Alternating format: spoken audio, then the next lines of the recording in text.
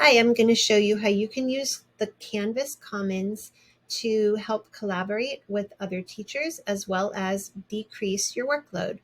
So the first thing you want to do is decide, are you going to be sharing an entire course, or are you going to be sharing just modules and or activities within the modules? So if you are selecting an entire course, in order to do that, you go into your course, scroll to the bottom and select your settings.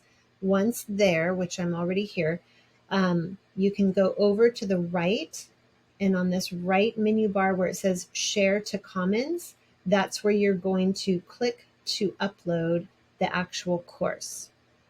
In this case, because I'm just going to be sharing with other educators, maybe say I'm working on part of a unit and we're all working together, so I'm just uploading my part.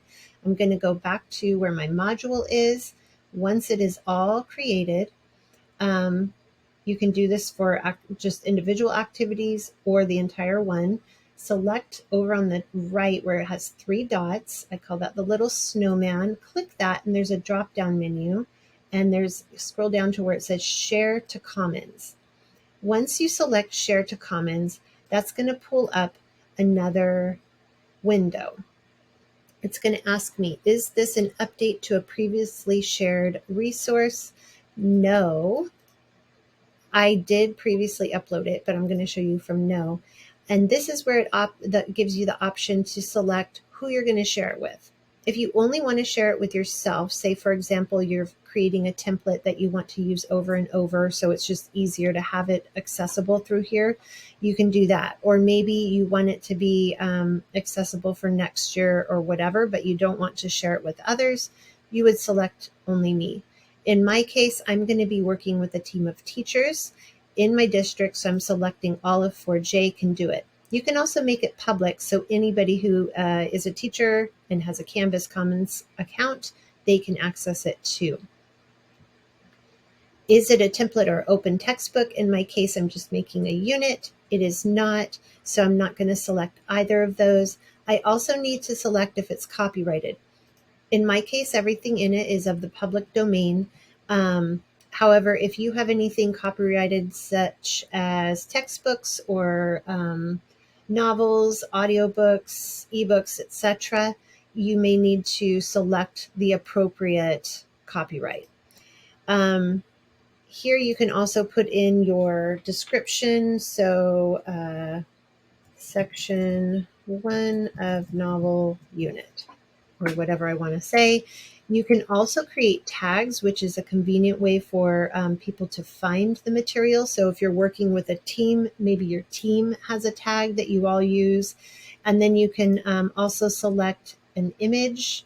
So here it'll give you some images. Say, for example, I'll just put some rocks on there. And then I need to select what grade levels it's going for, because that also helps when people are searching for materials. Click Share. And now we are up on the Canvas Commons. So my fellow teacher could search for this unit and be able to download it to theirs. Now I'm going to show you if, for example, I wanted to find information or resources from my fellow teachers, I'm going to need to go to the Commons. So if you go to your actual Canvas page, on the left-hand side, there's a selection for Commons. I'm already here.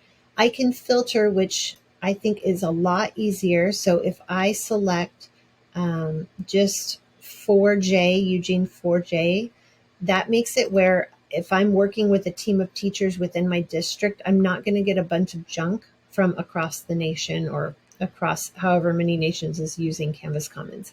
So Michael Roderick from Spencer Butte Middle School has been kind enough to upload a bunch of his novel courses and is willing to share them out. So I'm going to actually search for him, and I could have either searched just for his unit or for his name. So in this case, I just typed his name in, and you can see from that anything that he has uploaded and made accessible for people to download will show up here. So for example, if I wanted to download George, he has, and you can see everything he has in here.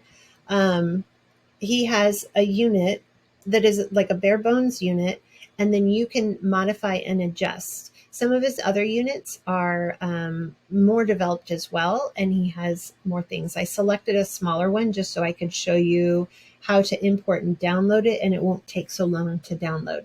So if I want this unit, I click import download.